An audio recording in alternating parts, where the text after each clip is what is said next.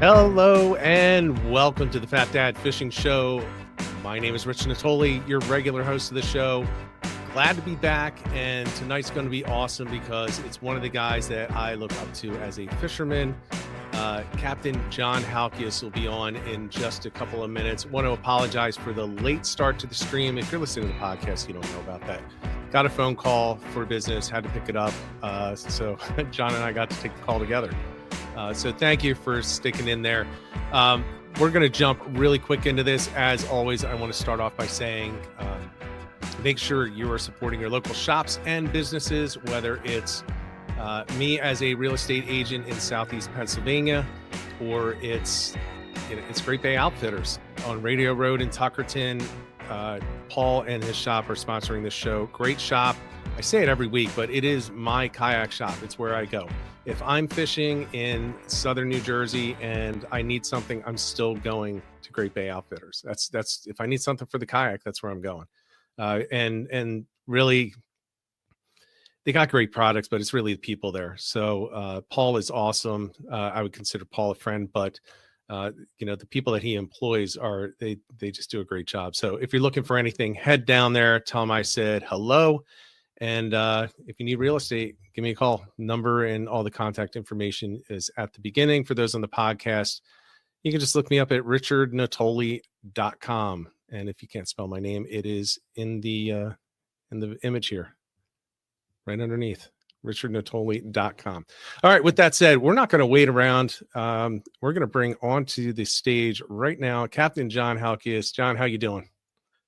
Rich, I'm doing good. And let me tell you, great intro. And by the way, I've never been to Great Bay Outfitters, and certainly they don't sponsor anything I do, but that just the opening sequence, the store looks amazing. It just looks amazing. Yeah. And Paul is one of those people. Actually, Paul is in the chat right now. He is one of those guys that's never satisfied. So it's probably changed 3 times since then and gotten better every time. An interesting thing about him is he texted me last year, a couple times. He's done this a couple times with different products, and he has said, I'm thinking about doing this. What's your thought? He's asking me because I'm pretty well tuned into the kayak fishing community in New Jersey. And I'm like, yeah, but what if you did this? And he'll take that and he'll run with it, and he'll come back. And the one time he's like, I'm thinking about these brands. And then he comes back, he's like, yep, just signed it. We have, he made the decision that his customers needed different options for kayaks, and he just signed the agreement, and all of a sudden there's new kayaks in there. So like I don't think people realize it's not a little thing to sign up with a new brand and just bring them in. Like, that's a big decision. And look, he's a good businessman, but he's focused on what people want and need, and he's just trying to fill every gap.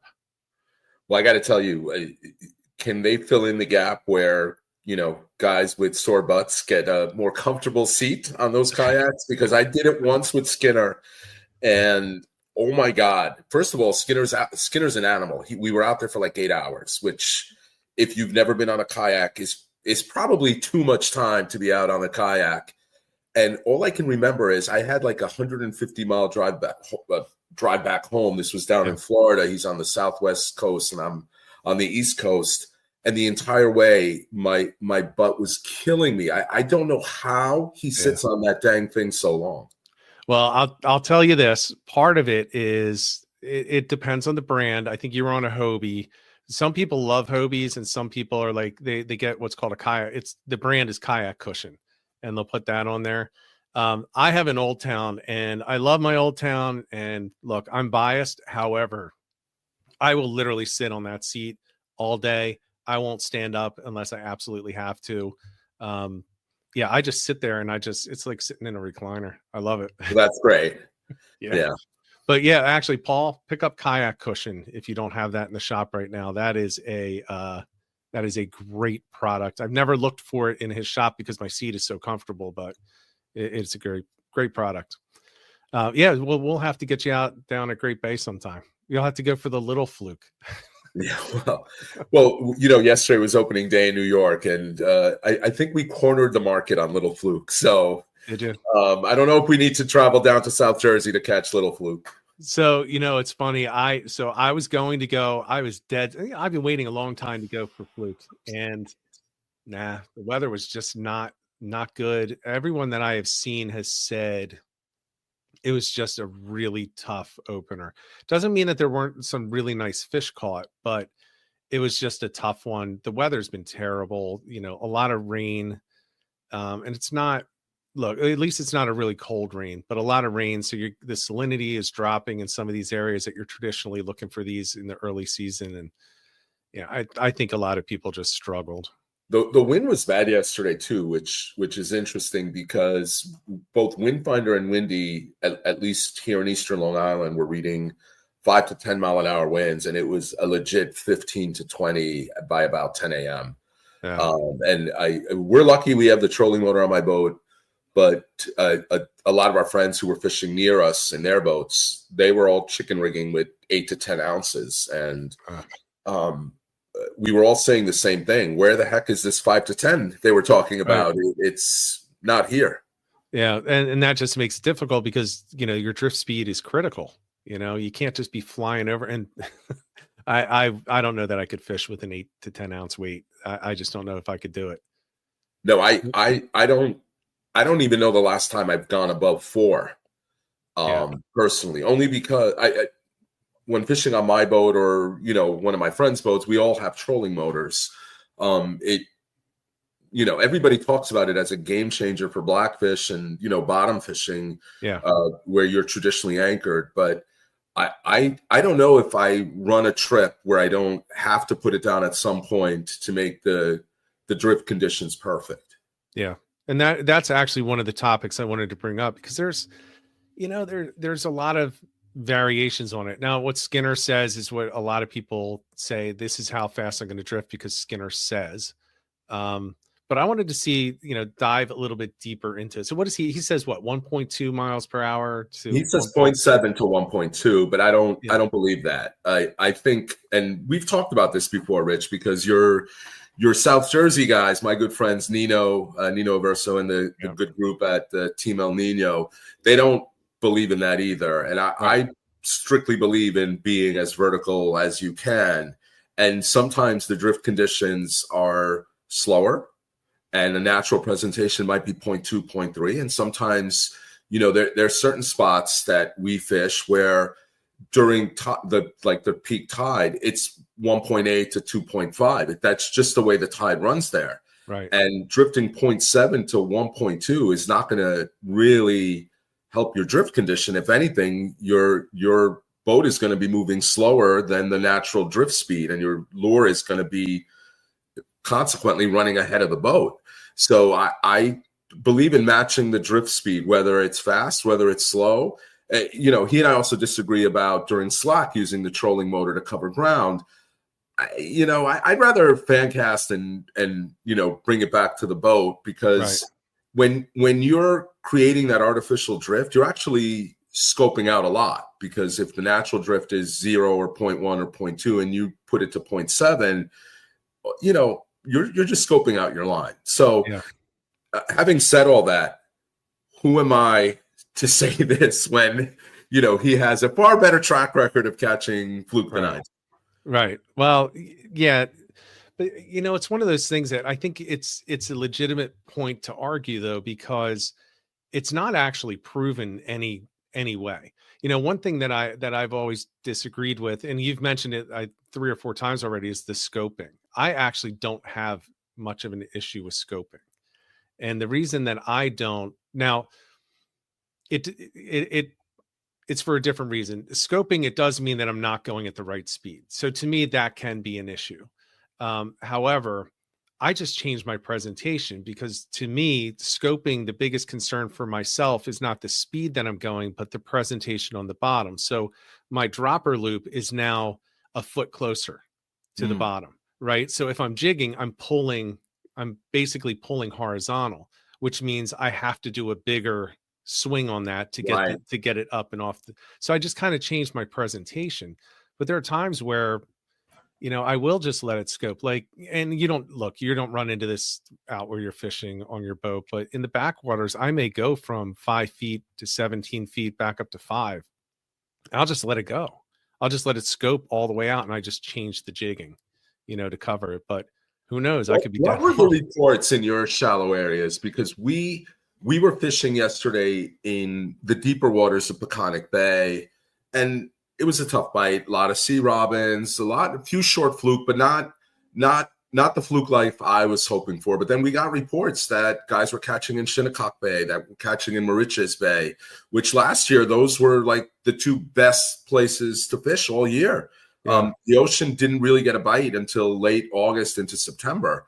And those shallower bays that normally, would have their little run, and that bite was on for most of the summer. Yeah. I went into first time I ever fished Moriches was, I think, in August, and it was on fire. And then Skinner and I went into Shinnecock with a charter in either late August or early September, and it was still producing a ton of fluke, which is really an outlier. And the ocean, until near the end of the year when we finally got some north wind, didn't produce. So I'm curious if you heard reports like what I heard, late yesterday when I got back, and then today, that the guys fishing the shallows actually didn't do that bad yesterday. And I think most of us that fished the deeper bays didn't do quite as well as we hoped.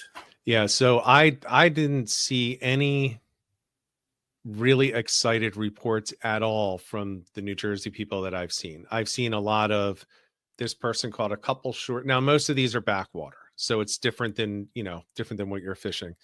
You're talking about like those old Sea Money, if you remember when Sea Money did all those South Jersey, Philly area videos where he's in that marshy area. Yes. Yeah, a lot of it was back there. There were a lot of people out in the Raritan Bay, and I didn't see any great reports from there. And that's a deeper bay. That is a deeper bay. Yes. I fished it for the first time for stripers this April. First time ever in the Raritan Bay. I've never fished it. I rarely fish anywhere west of like Eastern Long Island. I mean, a couple times a year I go with my buddy Doc to some of the spots, the fluke spots in the Sound, which are like still considered Eastern Long Island, like the Shoreham area, Wading River, Riverhead. Right. But otherwise, I don't get much west, other than, if I go on a party boat down in, like I've been on Tom Daffin's boat, a charter boat down in South Jersey. Obviously, I've done trips to Maryland and Rhode Island, but otherwise, almost all my fishing is centralized here in Eastern Long Island. Okay. So I will say that. So the Raritan Bay is most, I would say, and I fished a lot of the coast, I would say that it is probably the best striped bass area in the country. Now, with that said, it has not been that this year. It has not been what it has been in the past. I'm talking 50 plus inches and 14 feet of water in the river, right. In any of the rivers, but it does have up near, what is it, South Amboy and that area. You do have these really nice channels that go through there, and I love going for fluke there. And it has just expansive, just flat areas where all of a sudden you'll just have, a dip of 5 feet, and that's all you need, because now you know where the bait's flowing through. So that's a great place to go. If you want striped bass, though, I mean, that is definitely where I would go first, especially in a boat. Yeah, from shore it can be difficult. It's so shallow for a while, but I mean, they send the cargo ships through there, so it's got depth. Yeah. Yeah. So, but yeah, so the reports that I've seen, even the people that went out front into the ocean, they weren't great. I did see some nice pictures of fluke, 2.5, 3, 4 pounders, 5 pounders, 6 pounders. I think around 6 was the biggest I saw, but it was a report like, 6.5. I think it was 6.5 pounds, but only 2 of us caught any fish all day, and the rest were shorts. Right. So I would take that yesterday. Yeah. I'll take anything at this point. I'm heading out, and I'm going to head out this week, and I'll take some shorts to start, but deep down inside, I'm going to want one of those. This is want something good. Well, I'm going to be fishing on a buddy's boat in Shinnecock Bay on Wednesday, so we're going to target bass and fluke.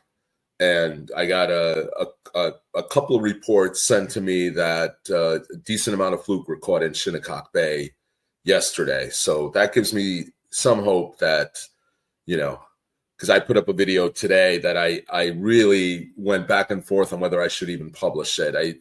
Everything that can go wrong went wrong. The camera, we had one drift where we got 2 fluke, and the camera decided to just spaz out. It's it was like, those back in the 90s when kids were having seizures watching Japanese cartoons. Yeah, and like Max. That's what this felt like. It was. Yeah. It wasn't like there was audio. It wasn't like when you accidentally put the camera in time warp mode, but it was like seizure inducing. And I'm like, Murphy's friggin' law. Like the one trip where we had 2 fish and the camera goes crazy. And then I put the camera on ultra high resolution, so everything was zoomed in. Yeah. It was like, oh, well, we got to, in addition to the fishing, we got to, I guess, work through those early season camera pains too. Yeah, I was talking to my daughter today about that. She said, when you go out, are you going to do a video? I said, well, I feel like I should. You should. I was like, but I don't know where all my stuff is. So I was running around right before this, looking around to see where all my camera equipment is and everything. And I'm thinking, I haven't charged these batteries in a year and a half. So I may not be filming this week, but I'm pretty sure I'll be able to find, at least. It only takes a couple of hours to charge those batteries, right? It's not like you need 2 weeks' notice to charge them. But if they're still good, they're going to be okay. Where I found them? I found them in the garage, though. So they've been freezing and heating up, 100 degrees down to like 20 degrees. So we'll see. But here's my question, though: are you using GoPros? Yeah. Yeah. See, I can't stand I've stopped using them.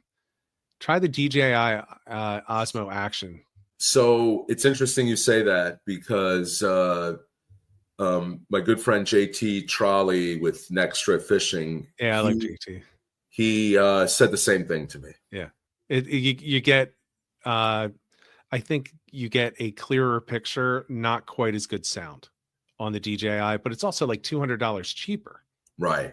So I don't know. I've switched over. I have two Osmos now, and I have, I think, 4 GoPros, which I use as backups and things that I will literally tie a fishing knot around and drop to the bottom if I want to see something. Because if I lose it, okay. And I put it like a 16, megabit or whatever, the smallest. Right. Yeah. The ones that I don't, that you used to get free. Right. You get the like one 10 where you buy on. those packages with all the attachments and they give you a 32 megabyte or gigabyte card instead of anything that, and for those of you guys that have never really tried to film like a full day's worth of fishing, you need a lot. Like I use a 256 gigabyte card. Yeah. And in like 5K, I only get 10 hours. Yeah, I was going to say you're using that card. Yeah, you're using that card. Yeah, people have to understand. See if this shows up. Is how many of these external drives we go through. These are 4 terabytes, and they last. This one was from 824 to 1024. They last a few months because you can't like download your clips onto the computer because unless you have a 3,000 terabyte computer, which I don't think exists, you will run out of disk space like that. Yeah, and those things are like $100 a pop. I have a whole. I think I have 6 of them around me right now. Yeah, and I got some bigger ones that they're 6 terabytes, but they don't last. And that's the worst thing. So I work with my computer, and I do my video editing, so I have to like put it on and take it off right away because literally one day of filming takes up the entire computer. Right. Agreed. Well, try the Osmo. I do recommend. I recommend them. They're really good. They are, and they don't have that overheating problem. I don't know if you've ever had that. I've put my GoPro in the food cooler on trips to cool it off because it just shuts off from overheating. Sound. Hold on. Can you hear me? Try talking again. Let's see if we can hear you. Can you hear me? How about folks? Right. I can't hear you guys. Somebody in chat tell me if it's him or if it's me. Yeah. I see my brother in there. He'll probably chime in. Doc is on there too. We can hear him. Yes. Oh, they can hear you, and they can hear me. I can't hear you. Hold on a second. All right, give me 1 second. Let's just pause this for 1 second. I'm gonna switch off to different. Oh, Nino's on. I see Doc's on. There's James Flynn, David Cohen. There's your son, Stephen Duda. Any relation to Lucas? Probably not. Can tell I'm a Met fan. Nino, that's the first place Mets, in case you're wondering. Of course, I'm talking to a whole bunch of people who are probably from South Jersey, so I'll probably get any of those subscribers. I don't know what you're saying, but it's probably not good for me, right? No, it's not. Oh my God, I can't get it to work. All right, it's your show, John. You keep going, and I'll get in here somehow. Yeah, I know. Why don't, if anybody has a questions, I'm looking at the comments now. While Rich figures that out, if somebody wants to ask a question, yeah, it's just me. Normally I can filibuster. And again, this happened once when I do a live stream periodically with JT, and he couldn't join once. And when you're doing this by yourself, you quickly realize it's not easy unless you have somebody to feed off of. So all right. I'm just going to say this real quick. I'm actually going to jump out and jump back in because I can actually hear other sounds on my computer, but I can't hear you. So everybody, I'm sorry, but I will be back in a moment. Yeah, John, it's your show, man. Yeah. I'll be right back. All right. We're taking over Fat Dad Fishing now. So do I have any gulp alternatives? I don't. I will say that yesterday, the boats we were fishing near that I actually asked if they had keepers, my good friend Bob on his Robalo, they had a 22-inch keeper and they caught it on squid and spearing. So that's my alternative. Somebody had mentioned to me recently that there's a new product and I should try it. And for the life of me now, I can't remember the name. But it seems like every couple of years, there's a new fad that comes out. There's a new product. I remember when Z-Man, a lot of people were saying, well, that's more durable, but I don't know if it had the same scent and attraction for Fluke that the Gulp does. There was that other product on the Fluke fishing page. They were giving it away, but everybody was complaining about it, especially complaining about how it stains the boats. Oh, you know what? M&M Fluke bellies. That's not really a Gulp alternative, but it's actual Fluke belly. Can you hear me now, Rich? I got you, man. All right, good. That was very difficult, and yes, we did try to take over the show while you were gone. Well, it's going to be easy. I mean, everybody who knows you knows that your channel is about 7, 8 times the size of mine. So if there's anyone that can talk to a crowd, it's you. But so seriously, I was saying when you're doing this solo without somebody to feed off and bounce off of, it's really difficult. You really just start rambling on in an infinite loop without saying anything. Yeah. So you missed a lot of that.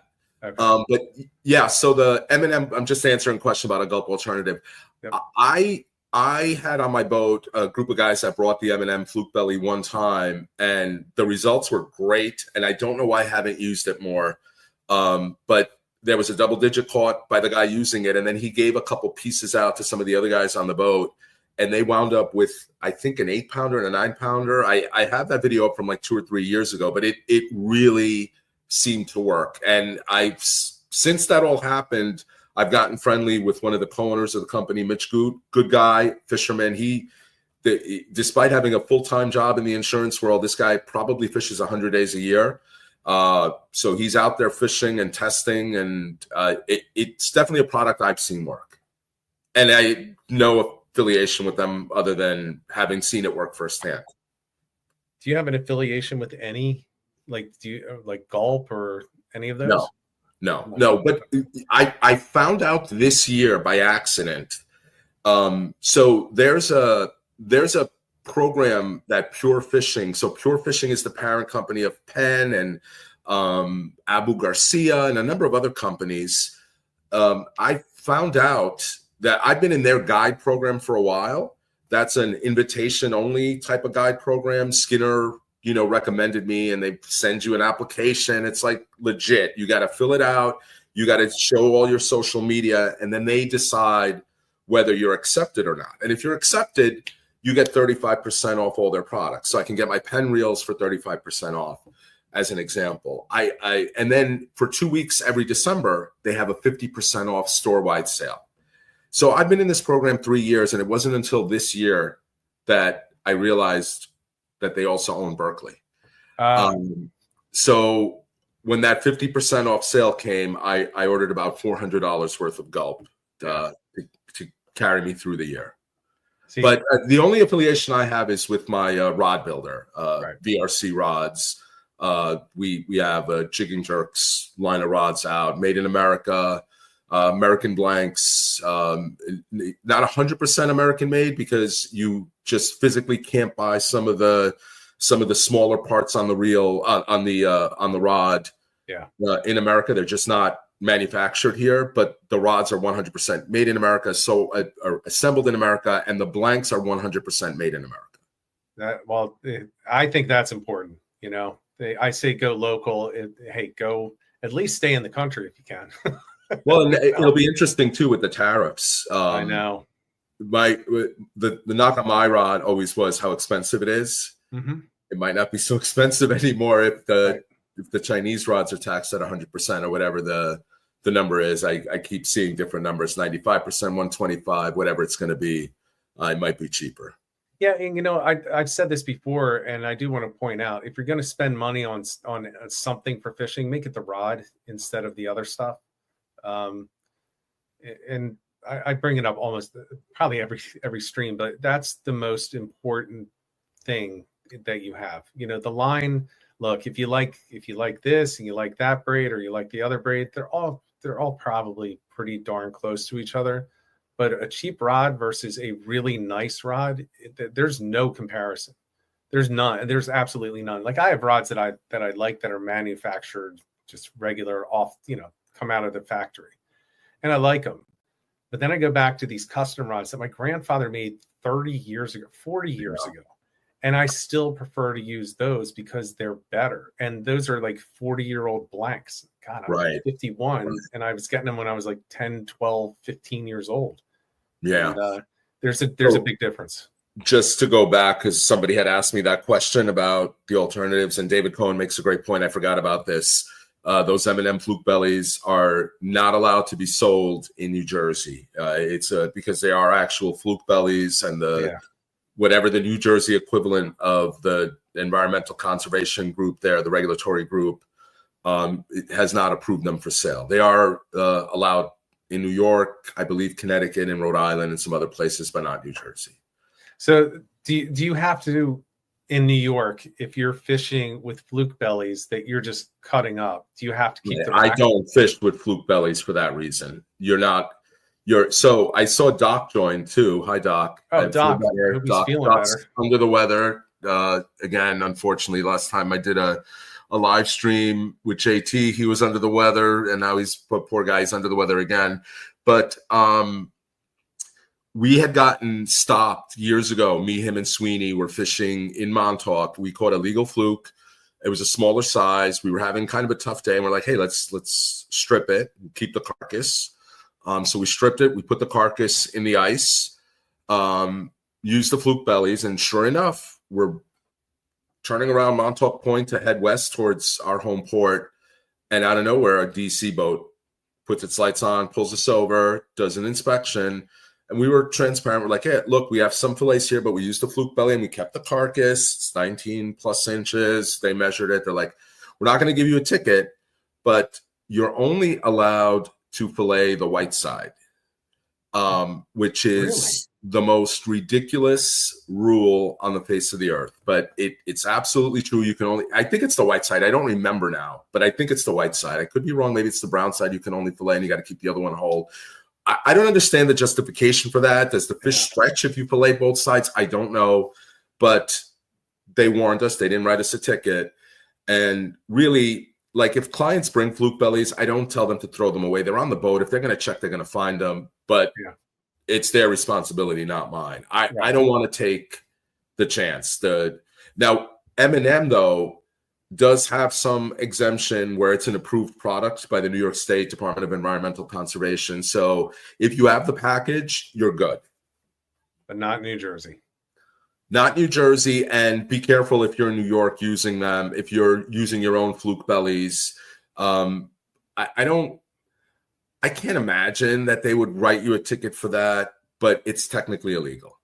Okay. Without the carcass on board. I always get nervous about using any of those things where you have to keep the rack on board, and I don't know.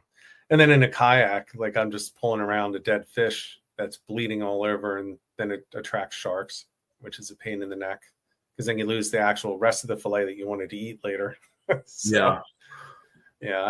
not a fan of it, but I'll tell you what, fluke bellies work. They work really well. Fluke strips. You know what else we used to fish with? Have you ever done this? Chicken? No. Raw chicken. Really? For fluke or for fish in general? For fluke. Yeah, that used to be big, like back in the 70s and 80s, really the 80s. And it was always funny because I'm the guy that I go out fishing and I'm totally fine throwing all the drinks in the same cooler with the fish. I don't care. I'll pull it out. I'll just rinse it in the salt water and I'll start drinking out of a can or something like that.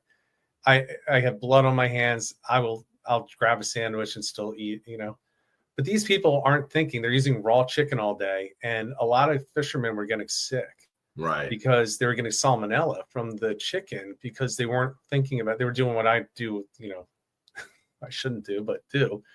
Yeah. So I remember growing up just reading all about that. And my grandfather, who was a doctor, always saying, well, that's why we don't use chicken on board. You got to be smart. These people, everyone's getting sick. But when we did use chicken, it really worked well.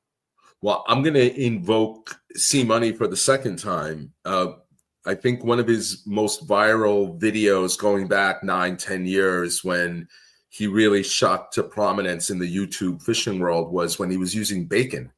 He was he bought a pack of bacon at the supermarket and used that as his bait. And I remember with his scissors cutting it and, putting it at the end of a hook and dropping it in those marshes down there that we were talking about and catching keeper fluke on it. Yeah. I can see that. Oh, now I want to try bacon. I'll give it a go. Will you ever give it a try out in the ocean? No, I'm not wasting my.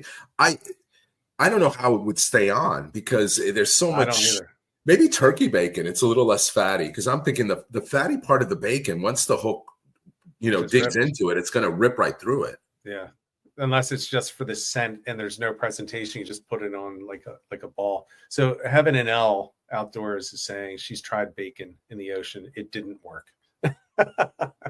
So you know what? If you like that name, it just dawned on me. Heaven and Elle. Yeah, she's awesome. She was on a couple episodes ago. I'll tell you what. If there's ever anyone to experiment on anything fishing related, it's Elle. She will just get into the weeds on things, trying to figure things out. So I'm not surprised that she's the one who said, yep, tried it, didn't work. It's great. All right. So what's your upcoming fluke schedule looking like? Are you just narrowing in on fluke right now? Or are you still looking at other species? I saw you were squidding the other day. Yeah, no, it's really slow by us. The bass aren't in yet. The fluke are not thick yet. Luckily, I have 70 dates booked this year for my charters, but they really start heating up in July, August, and then blackfish. That's I have 2 days open in October and 3 days open in November, and every other date is booked.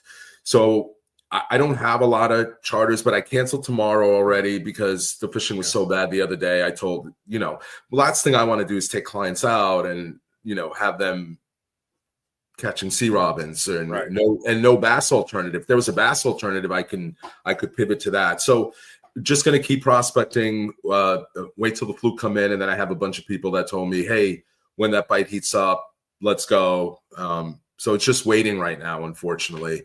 Everything seems to be later this year. At this point last year, May 6th last year, Skinner and I caught like 30 bass in 5 hours. And then a week later, we got 63 bass. And right now we're struggling to catch one bass. Yeah. They're just not in here yet. We did a trip with his guys from Tsunami who came up from Florida last Wednesday, I think.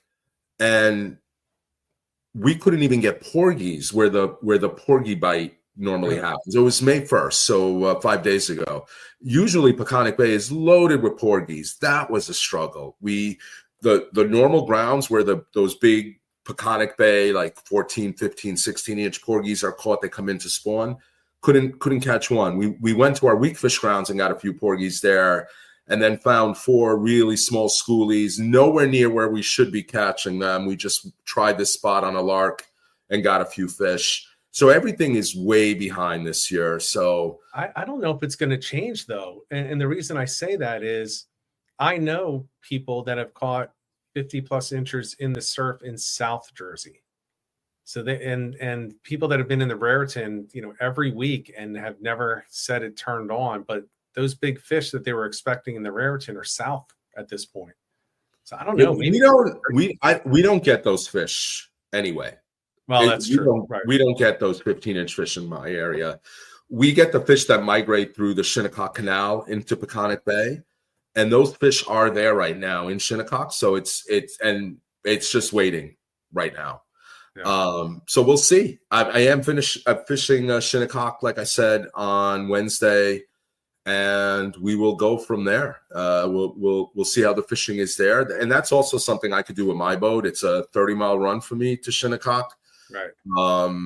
The regular Fluke grounds are anywhere from a few hundred yards to 2-3 miles. So I'd much rather do that. But we'll do what we have to do. Yeah. Actually, have you got that new boat, right? Yeah. It's second year with it. Yeah. I was looking at it like that doesn't look familiar. Again, I was not paying attention last year. Yeah. It's a really cool boat. It's a catamaran. It rides phenomenal. It slices through waves. There's learning curves with it. Turning is a little different. You do have this thing called snap roll, where if you're in a really tight beam sea, like if you're this way and a boat's passing this way and it throws a huge wake, it's a more exaggerated side to side than a monohull. So that takes a little getting used to. It's a little jarring when it first happens. You're not expecting that. There's a sneeze that happens if the wind catches a wave right. But anyone who's been on the boat will tell you the ride is phenomenal. I mean, so it's everything you wanted. Yeah. I remember talking to you before. Mileage is fantastic. It gets 2 miles a gallon, where my CV got 1.4. So, yeah. And for somebody who does this now full time for a living, it makes a big difference at the end of the year in how much fuel you're spending. That's great. I remember when you were talking about it, and you were showing me some pictures, and you said, this is going to be it. You put a lot into, the search. And the last that we talked about it, I think you were just a few weeks out from getting it. And might have been, yeah. Yeah, I wasn't sure. It was a really. Unfortunately, my boat was built. They changed ownership, the company. And I got the last boat built by the prior owners, and there was confusion on the handover, and they didn't build it the way I designed it. So they had to fix it. And there was a lot of like little growing pains because of that. But I will say the new owners of the company, who were always like the behind the scenes owners, they've been fantastic. The kind of like boat ownership you want, where they stand behind their product. They've gone out of their way to fix things for me. So I couldn't be happier. And I've actually given a lot of people who are interested in that brand.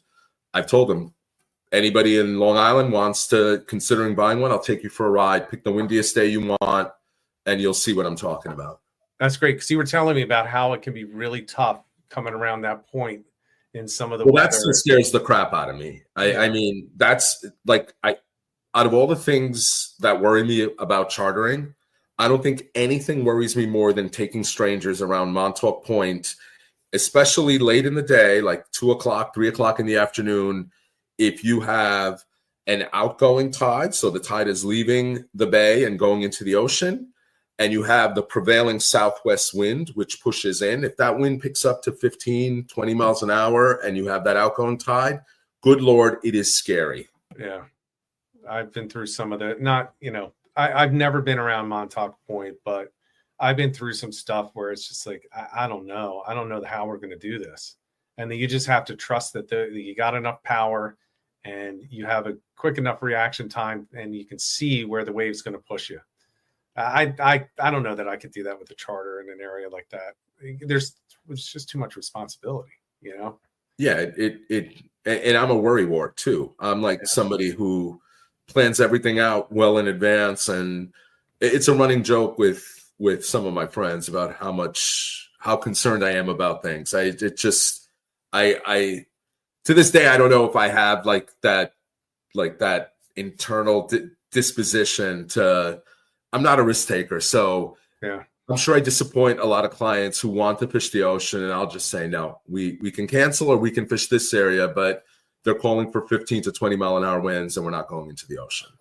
Yeah, and look, I know a lot of captains that will, and there was a guy years ago. He took a John boat, I think like 100 and some miles offshore, and in a John boat, and he was out fishing for like tuna with like this 60-foot Vikings out there, and everyone's applauding him. I'm like, it's not smart. Like, yeah, you did it, great, ballsy, but people die doing that stuff. We saw a John boat a few years back, 2 years ago maybe, out by the windmills at Block Island, which it was a calm day, but still, and we asked him, he came from Connecticut, I want to say.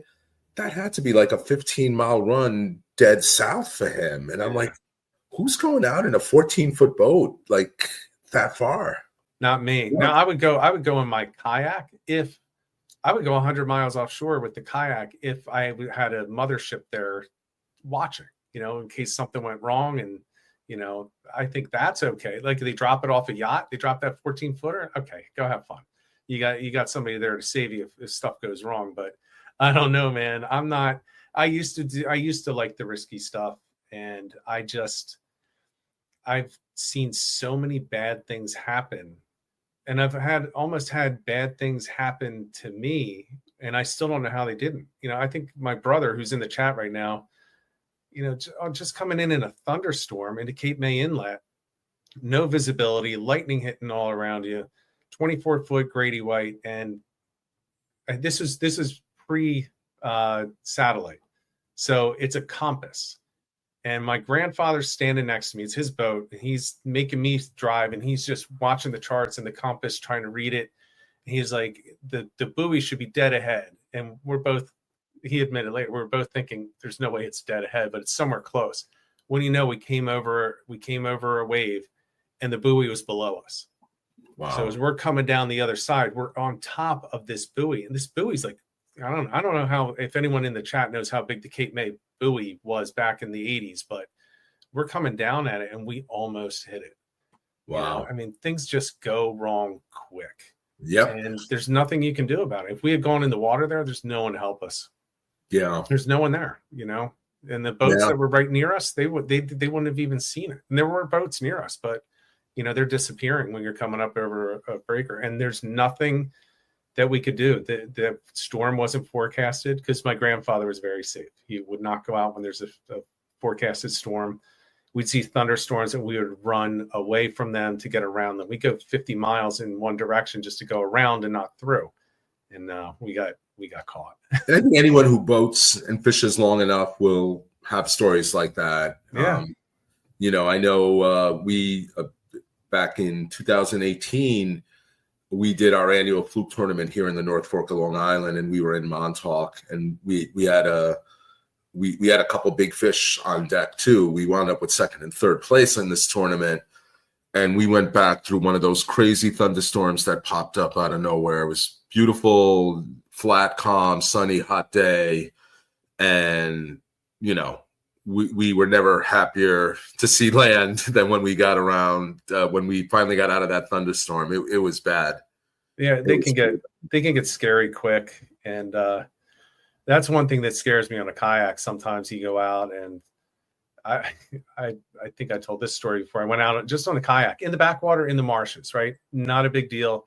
I have my plan, and I launch where I want to launch. I go back. It's a couple of miles, maybe 2 miles, 3 miles, something like that. And I finally get back there. And look, you're pedaling max at like 4 miles per hour if you're really cranking it out. And I probably wasn't. So I finally get back there, drop the line. There are like very few clouds. All of a sudden, thunder and lightning like on top of me. And now I have to go back. I have to go back, and I just turn around. Now I'm going against the tide. I have to go a couple of miles through the intercoastal. Boats are flying by, and a couple of guys stopped. They're like, if you want to get out. I'm like, no, I'll just keep going. But I was thinking about it. You got all these carbon rods next to my head. I got lightning rods. I'm laying them down in the back. Yeah, when stuff goes sideways on the water, man, it goes quick. So I get the Old Town is not. You weren't fishing with the Old Town then, but your Old Town is motorized, right? No. I was fishing with the Old Town. Mine's pedal drive. So I was pedaling. Okay. My bad. Yeah. See, there's Paul in the chat saying that's why you get the EPDL. I could have just kicked back and cruised in at 6 miles per hour on that. Yeah, Paul, I'll get the EPDL at some point. A couple more houses. EPDL, I presume, electronic pedal drive. Yeah, it's like a pedal assist. You can either pedal it, you can have it assist you like the e-bikes, or you can just let it go. Okay. So, in that case, I just would have let it go and let it just fly me back in real quick. But I get where you'd be concerned. I'm glad that the boat's working out the way that you wanted to, though. But let's talk about, okay, so we're going to go out fluke fishing. What's your advice for people early in the season, with people recognizing you're not fishing the same areas that I am? You're not in the backwaters. Yeah, I mean, it's so area dependent, Rich. Just talk about your area. We got a lot of people that fish New York that watch this. So in my area, typically you look for the bait. They're following the bait, and for years where I fished specifically was known as like Fluke Nirvana. It's where everybody came and made a fish. Peconic Bay. It was home of the big fluke, a lot of fluke. It was almost impossible not to limit 10 years ago, 15 years ago, 20 years ago. But then a few years back, it seemed like that big squid run we used to get stopped. And consequently, the fluke stopped showing up in the same numbers. So I would say you got to find the bait. I mean, that would be the number one thing. I know for your area, from what I understand, right, the grassy shrimp on those sod banks, that fluke definitely feed on that in the spring, and use smaller presentations there. We use bigger presentations because these squid that do come in are big. We did have a good squid run this year, which is why I'm hopeful that yesterday was an outlier and we will get a decent fluke run this year. But, water temps being above 50 and follow the bait. So that's a big thing. Like, people are talking about the water temps being, at 50, 52, but you still get a bite there. I mean, it's not ideal temperatures, but they still have to eat. Oh, we've caught fluke back in the days. I've caught them when water temp in the 40s in April when I was blues fishing, with the bucktail. I pre-fished for fluke in March, before, and off of Staten Island, catching some nice ones down to Stone Harbor, Absecon Inlet. I've done it all, and I think it was mainly just because I couldn't wait, and I was kind of sick of catching striped bass when the runs were that good. I was like, all right, I can't keep just going for the same striped bass, catch and release, and I just wanted to see if I could find fluke, and I caught a lot. And a lot of big ones. I'll tell you what, the big girls are in at this point. We just got to find them and get them to bite. Yeah. Now, do you notice that it picks up in the ocean later in the season, or do you find the same early as you do late? So historically for us, we would start, it would be worth our while to start heading into the ocean kind of like late June, and then it was typically good through September. Last year was the outlier. We had all those south winds for literally months. Didn't see a north wind in 2-3 months, and again, this is not coming from me. This is just coming from people who are better at this than I am. It caused that weather phenomenon, that maritime weather phenomenon called an upwell, where the top of the water column got warm, but the bottom of the water columns stayed very cool. And I noticed that when we were ocean fishing and we did catch fluke, they were cold and lethargic when they hit the deck. And conversely, we talked about this earlier, those back bays that typically start dying out, they stayed hot way past when they normally do. And that could be that those fluke didn't want to venture out into the colder ocean waters. They stayed in the warmer bays. Maybe the bait down there was more prevalent too because of the water temps.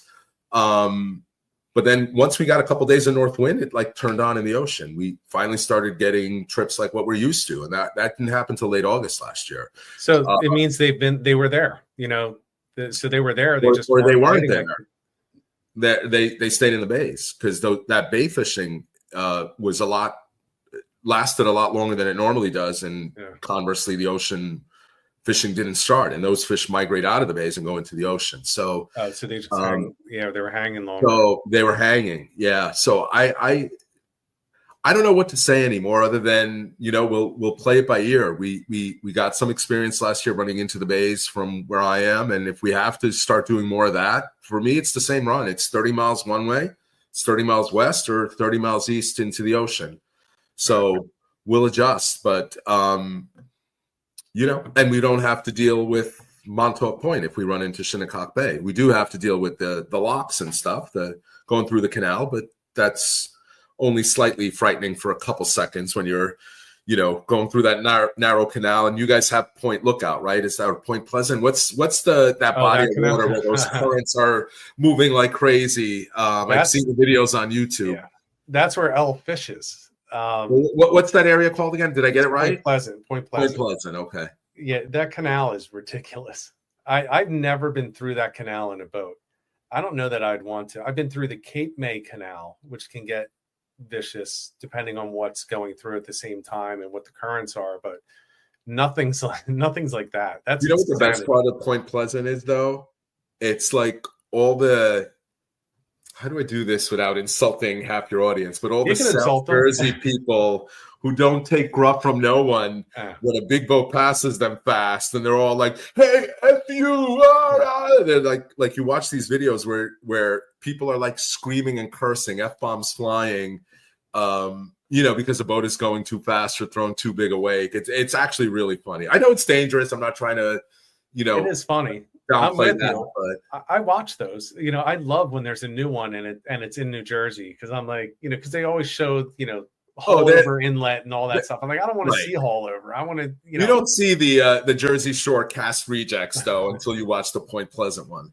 It's awesome. And what's funny about it though? You can tell that some of the people that get upset the most are actually the ones causing the problem. Like, you got to slow down. It's like, you're going barely fast enough to maintain. You got to go fast enough to get. Yeah, you have to keep moving. And that dude is saving your life, because if he slows down and he gets that current on his bow, he's going to be on top of your little tiny bayliner coming behind his, $180,000 boat. Like, you gotta, as Ellis saying, it's always a bow rider. Yeah, it's always a bow rider. That's for you. You can probably find a bayliner now for 180. I know. 180 is cheap now for a boat. I remember when they were essentially disposable boats back in the day. They were just $3,000. The engine cost 4 times what the boat cost. You can probably, I think their 24s are now maybe 70, 75, which is still really cheap. Yeah. But think about it. It costs what a Lexus costs now. Yeah, I don't get what anything costs now, man. I look at things as like, you want to get like electric cars, $80,000. What? $80,000, and what's my electric bill going to be? I don't think so. Well, and that's an entry level. Your range, that's the great, especially in cold weather. The government shoving it down our throat too. Like all these car makers said, oh, we're going to be all electric by 2035. There's no infrastructure for this. Where are people going to charge when everybody's using electric cars? You got to roll this out slowly and carefully. I'm waiting for the electric boats. It's out there. There's already companies that have electric outboards. They're smaller, but now they're designing larger ones. There was a video on YouTube of a fully electric boat. It's out there. And listen. No, I mean the mandates for them. Oh, but if the technology improves where it's worthwhile, why not? Who wants to pay for gas? Who wants to drill but it has to work. And you can't just shove it down people's throats when, right. In the wintertime, you can go 150 miles. As somebody who drives to Florida every year, I can't imagine having to stop, 10 times and wait 45 minutes just to go another 150 miles. It makes no sense. Yeah. I don't get it. I don't have anything against electric cars if people like them. But yeah, neither do I. It works for some people. Listen, if your daily commute is 10 miles each way and you can just plug in at home and for 2 hours and get back up to do that commute, why not? Yeah. My problem with the electric boats, like the bigger boats, like kayak's fine. Yeah. I think they're great. And I would prefer an electric trolling motor to a gas thing on a kayak. But how many times, look, if you need gas, like you run out of power offshore, you're done. You're done. My brother's saying in the chat, offshore charging stations. That would be hilarious. Oh my God. But I mean, think about that. Think about the range, like what you wouldn't be able to do safely anymore because so much can really impact that. I don't know, man. We'll see if it happens. The one thing that makes sense that nobody talks about is the combination where you have gas as a generator. So Ram announced that like 2 years ago that was going to be their new electric Ram truck, that it was going to have a Pentastar, their V6 engine, just to act as a ostensibly a diesel generator. It's going to be gas, but same thought. And you would never have range anxiety because once your electric power disappeared, the gas motor wouldn't power the wheels. It would power the electric motors until. So that to me is the most sensible thing. But nobody's doing that. Instead, they're all building these fully electric cars that right now in 2025 at the top ones, optimal conditions will get 350 miles. But most of them are real world 200-mile vehicles, and you're going to charge up way before 200 miles because of range anxiety. I don't know why more manufacturers aren't going into that generator route, but that to me makes the most sense. Yeah. Well, electric could never work for me because I'm driving, 200 miles plus in a day just to go fishing. Yeah. Just for a fishing trip. I throw the kayak in the truck and I'm going 120 miles each direction. And that's if I stay in the same spot. I don't make any side trips. Just as a realtor, I was telling one of my clients that she's like, oh, it's tough to get a hold of you today. I was like, I put over 160 miles on the car already. It's only 3:00, 2 days last week. So I don't know how I do it with an electric car. Yeah. I don't know. Yeah. What about electric reels? When you're hauling stuff too, you also lose range. The more weight in the car, you lose range. Yeah. Forget about towing a boat with an electric car. Your range is non-existent at that point. Yeah. I think the two things that I really like for electric in fishing is the electric reels and the trolling motors. I'll stick with those for now. I'll be the old dude, as was mentioned in the chat. We're about ready to get our golf carts as we go to our over 50 community. So we better get on board with it. We bother my friend Rick all the time about the electric reels that he loves going for swordfish down in the Keys, and I'm like, oh, what's that fight like? I don't know. We use electric reels. It's like, how is that? I don't know. I get it. Like if you're tile fishing, do you really want to reel up 1,000 feet? But at that point, I don't know. And look, I use a trolling motor and all this other stuff. But the actual fight with the fish is still mano a mano or mano a pescado. It's not, an electric reel doing all the work. But yeah, I've never used an electric reel. Yeah, I don't think. I honestly don't see the point. I could see the point if I went out, let's say tile fishing. I could see the point, but I can't see the point of starting the day with it. Like fish until you can't fish and crank that reel anymore. And then I could see you switching over because you've already taken that long run. You've already paid the money to get out there. It could still be fun, but you can't tell me it's as much fun and as much of an accomplishment if you're using an electric reel. It's just not the case. And that's why my understanding is world records cannot be placed with an electric reel. I can't confirm or deny that. I've never thought about that question, but that would make sense if that were true. Yeah, just like you can't rest your rod on the gunnel if you're fighting a fish, it won't count towards a world record. Yeah. We got their recommendation for dynamite in the.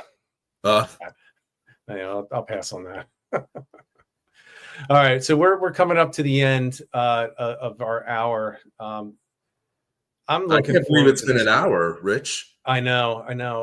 It happens all the time. Like, and what people don't know is we were talking before this even started too. But to be fair, we only spoke for 5 minutes. Yeah. And we didn't even. It was more personal stuff. We didn't even once say we're going to talk about this today. Right. We could talk forever, and I did. A couple of years ago, I was supposed to go on a charter with you, Billy Ackerman. I don't know if you remember Billy. So Billy invited me to go, and then we got blown out. And then we were going to go again. Billy invited me again, and then we got blown out. I'm like the bad luck of the thing, and I'm really hoping to get up there. I'd love to get up there and fish with you, but I also want to meet like your crew. So anyone who hasn't checked out, I'm sure 99% of people have, but Jig and Jerks Fishing on YouTube. Talk about a bunch of people that just have fun. Like, you guys are nuts. I mean, you guys are nuts, and I love it. You did the one live stream with me with multiple jigging jerks on there, and I just got out of the way. Like, I didn't even have to talk. It was just you guys having fun. And that's the kind of fishing I love.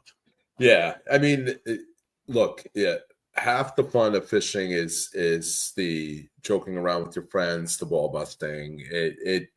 It really, like, Sweeney went fishing today, and he sent Doc and I. He's still down in Florida. He sent Doc and I a text message, picture of him heading out on his boat, and he says, "I really miss you guys." Yeah, because half the fun, like we bother Doc about how many rods he brings, and it's just inane, stupid stuff, but it makes the trips fun. And then if you catch, it's only bonus. And look, I had my subscriber trip yesterday, my subscriber member trip from my channel, and we didn't do well, but these guys were fantastic, and we were joking and busting. I'd never met, one of the members I had met before, even though I didn't remember that.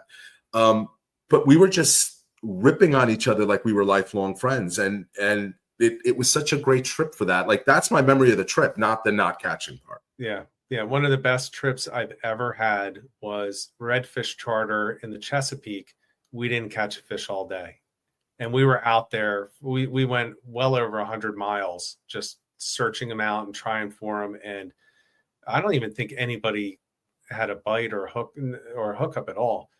Best trip ever, because everybody just had so much fun hanging out with each other, and we didn't all know each other well. A lot of people had just met each other for the first time.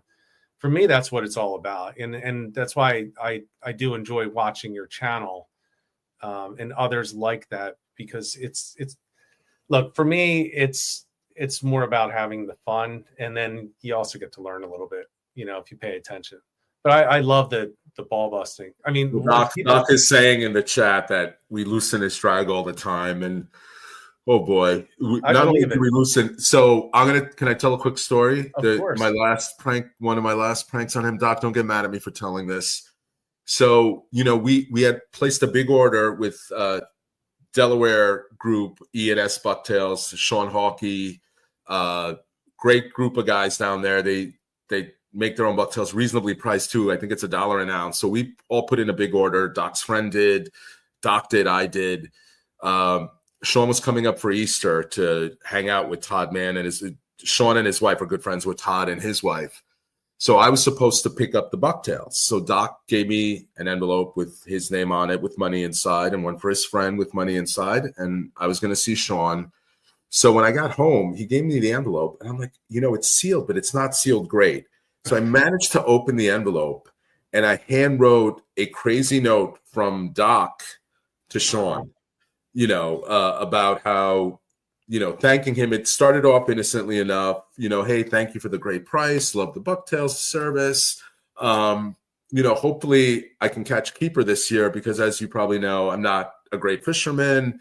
And it got progressively crazier, and it ended with love, Doc, and then like a PS, have you ever thought about starting E&S Pies? So that's the kind of stuff we do. Very childish and moronic, but it makes us laugh. It's supposed to be. It's supposed to be ridiculous. I love it, man. Doc, good to see you in there. Well, we do stuff like that. What people don't realize, and maybe people have caught on to, a lot of the things in every episode that I do of this, I say a lot of the things, probably at least 3 or 4 times, I'm saying something, but I'm jabbing at one of my friends when I'm saying it. And I won't mention that I am. I'll just make a general statement. And every once in a while, I'll get a text and it'll just be like, F you. Like, yeah, so, you're watching. Just on that note, I left Florida in mid-March. Skinner, Doc, and Sweeney did one more trip after I left. And Skinner starts the video where he does a little intro and he says, okay, here we go, guys. Yeah. And, he told me that his video was coming out of that. And that's what I say at the beginning of every Jigging Jerks video. And yep. He said, hey, I'm going to publish the video with those guys. I'm like, am I mentioned? And he goes, are you mentioned? You might be mentioned once, but you're mentioned in a different way. And as soon as I saw it, I texted him. I said, you took my, he did it. He knows that the only person, it was just a joke for me there. No one else was going to catch that at the beginning of his video. Yeah, it was for you. I love that. I do things like that. And I think a lot of them aren't caught, but I do things like that just to kind of jab people. And I tend to do it to people I haven't talked to in a while that I know are watching or listening. It's an Easter egg. It's a hidden little thing that, only it's. You remember Andy Kaufman, the comedian? Yeah. He and his head writer would often just do entire bits that no one was in on except the two of them, just to humor themselves. I love it. Look, if you can do that, then you're with the right crew. Like the fact that Skinner did that and you picked up on it just by watching it and immediately picked up on it. I mean, that's a good crew when you guys can do that kind of stuff and people pick up on it. But I love watching your videos, and I love when all of you are together because it's funny. Although you guys pick on Doc way more than he picks on anyone else. You don't see the torture we get behind the scenes. No, I'm sure it's there. I mean, we've all been banned multiple times for innocuous infractions. Oh, okay. Not liking a Facebook post is like a 2-day ban. All right. Well, okay. Fair enough. All right. Well, Doc, you do a good job keeping it quiet on the videos. All right. Well, thank you again for coming on. I appreciate it. And everybody else appreciates it. I had asked people who they wanted to see, and I got a bunch of emails. I got a few comments on Facebook, and several people said to get you and the rest of the guys back on. I said, well, let me just reach out to John first. See, my propaganda machine is working, Rich. Yeah, it's working. It's working. I look, there are people all over the place that I personally like talking to. And then I've talked to a lot of people in the past that I'm not reaching out to again. And you're definitely one that I texted, and my wife said, is he going to remember you? And I'm like, I think he will. And I texted, you got back to me within like a minute. Yeah. For people that are wondering, I reached out to John and said, hey, it's been a while. Are you interested in coming on? And he just wrote back. He just said, yep, tell me whenever, I'll be there. And, it was that quick. So I appreciate it, and always have a great time talking to you. Likewise, Rich. And I'm glad you're doing better, and I can't wait to watch a video where you're fishing, not talking. Well, hopefully I'll have it this week. I'm going to be somehow hitting the water. I picked my day this week. If anyone has any time at the end of the week, during the week, before the weekend, and wants to hit the water in a kayak, just reach out to me. We can get together.